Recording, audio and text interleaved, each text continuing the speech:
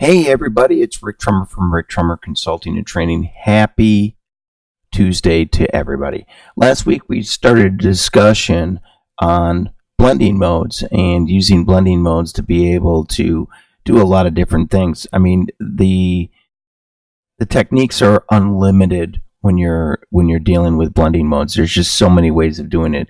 Today we're going to actually take a look at a few others. What I've got here is a simple background. By the way, we have hundreds of textures and backgrounds that are available on site. If you don't shoot your own, you can certainly come in to see a lot of the stuff that we're selling on the ricktrummer.com site. But here, I've got just a standard background that we created. And what I'm going to do is throw a few graphics in there, kind of change some color tones, and work around a little bit. Let's add a graphic element to this. I've got another background here that what we're going to do is we're going to throw this into the mix. So I'm just going to grab it. I'm going to hold down my shift key, kind of center it in the particular frame. I'm just going to do a control T and kind of make sure I'm filling the frame here. Hit the return button. I'm going to just get this down just a little bit, making sure we're covered all our areas. We do. We've got a pretty cool graphic. Now, what I'm going to be doing, instead of going in and highlighting this, we've already seen this technique. I'm just going to go in and add a multiply mode over the top of it. Again, what that does is bring the black parts of this image through, all of the white parts drop out, and there you have it. It's pretty much done, and now we have a graphic element. The other thing that we could do here is we could rotate the elements. If we don't want them so perfect or close, we could rotate the elements. I'm just going to increase the size here when we rotate this element. And that looks pretty cool. Just make sure we're reaching all the edges so we don't have anything falling off. And we got one up in the other top. So, okay, so we have a cool graphic element that we've kind of added to the background. I think I'll even throw a little bit more movement on this, just a little bit, to kind of throw it off just a little bit. So it's just not so square. Nice little graphic element there that we have. And I'm just going to increase the size just a little bit. There we go. So we've got a really cool graphic element that we popped in the background. Let's change the color of the background just a little bit. So we're going to be doing that. We're going to double click on the layer. Let's just name this our background color so that we have a name for it. Now, what we've done is we've unlocked it. We could have just thrown the lock off, but I wanted to name that background. I'm going to put this as my overlay lining. Just give it a little bit of a name. It's always good if you kind of name these as you go through, do something with. I'm going to double click on the background and let's throw a color overlay over the top. Now, it doesn't look very cool just putting that over the top. What we're going to do is let's move this into a blend mode. So I'm going to put this into kind of a multiply mode. I'm going to bring this down just a little bit. Let's change the color. Let's kind of go into some greenish tones here. There we go. There's a reason why I'm doing this. I've got a few graphic elements that I'm going to be bringing into the shot.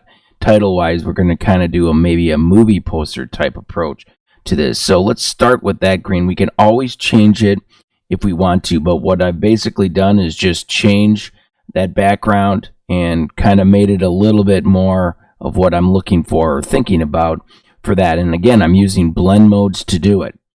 Now, what I've done here is I've got a couple images that I've done that I'm going to be selecting. You've got one here. You can see that the gun in the foreground is out of focus.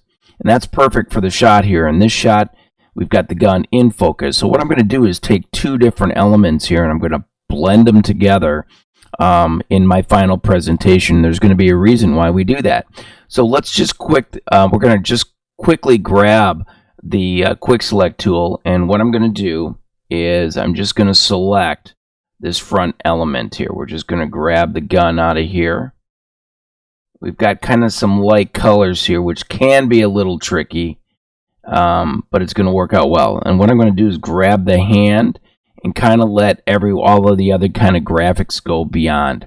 So at this point, I'm just going to grab this element and drag it into my shot here. So I've got that gun selected at this point. I'm going to join it with some more elements here in a minute. Let's go ahead and reduce that. And now let's grab the back element out of this. So again, we're going to grab the select tool. Now I'm not going to get too heavy duty into the selection part of this for right now. We would fine tune it a little bit later once we get that. So I'm just going to grab some elements here.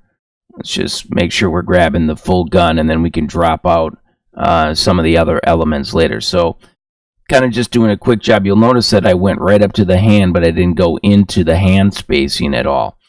So what I'm going to do with this element is I'm just going to drop this in, and then I'm going to kind of join them where the hand is. We'll get kind of a close-up point at this in a second here.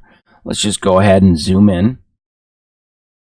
So you can see I kind of pieced them together, and these are together as a group.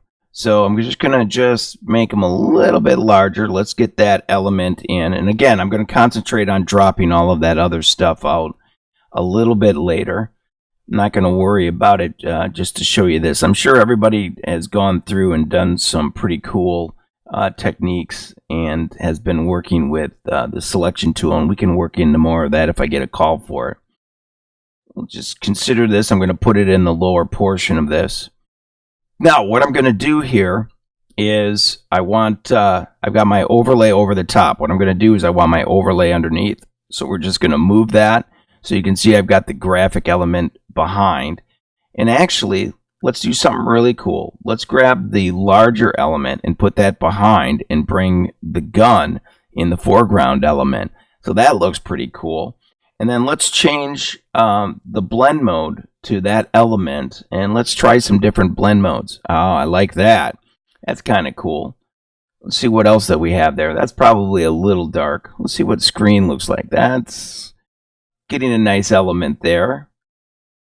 That's a cool element there, the color dodge. We've got a lot of options here. So what we're going to do, let's just land on one that we like. Kind of digging that. Kind of that hard light mixture. Kind of bringing that gun in the foreground. Let's leave it there for right now. We can always come back and refine it later. What I'm trying to do is get some graphic elements into this and kind of moving this around a little bit. So we're going to put this body image so that I know what this is, and then we're going to put this as foreground gun. So we've got that. Again, we're going to be fixing some of these elements later on, but you can see as we pop this in, by using the blend modes, we haven't needed as much dropping out as we needed to. Now let's add some type in here for the movie that we've got going. So I've got a piece here, and what I'm going to do is let's just create. I'm going to drop this over here. Now I'm going to create a smart element or inside here, and let's drop this in. Let's do a Command T. We're going to convert to smart object, and what I'm going to do now is we're just going to make this much bigger. So this was a small little image to start. Let's take it down, and I'm going to turn it a little bit as well. There we go. Let's get this nice and big. Sorry for the smaller element here. I've been working in 3D graphics, and then I realized this would be a pretty cool title to get thrown into our movie poster that we might be doing for the new show that we've got coming. So one more time, I'm just going to make sure that I got this large enough, and I've got it turned like that. Pretty cool. And we're working in. So now let's zoom in and take a look at this so far. Oh, pretty cool. So we've got a bunch of different elements here. We're going to take this down. And what we're going to do from here then is we're going to double click on this and take this into the layer style log dialog box. And let's throw some different pieces onto this. So we can go into cover overlay, but you can see that that's kind of strange. We can go back to multiply, and we can change the color and stuff, but that's just not going to do it here. What we're going to be doing is we're going to be taking a look at a couple other elements. Let's go into a graphic overlay. And again, we're going to change this down. Oh, I like that. Let's try to take it into screen. I think that's too light. These are kind of the elements that I like. I like the soft light element. Let's move this up just a little bit. I'm really digging that. So what we're trying to do is we're trying to create a graphic element. Again, using the different blending options that we have inside of all of the different options to be able to create different effects and stuff. Let's go back in here. Let's kind of create a outer glow on this particular product. There we go. Let's highlight it just a little bit, and you can see that we have a color here. Let's just click on that color and change it. Let's get down to more of the color of the poster type.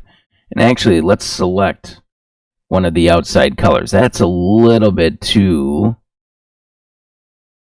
light. Let's go to a lighter shade. There we go. Now we're in the same genre here. Click OK on the color. And now what we're going to do is just blend down the opacity. And I don't like the screen as much, as I'm thinking that we might want to go to something that's a little bit harder edge. Let's go back to color dodge. There we go.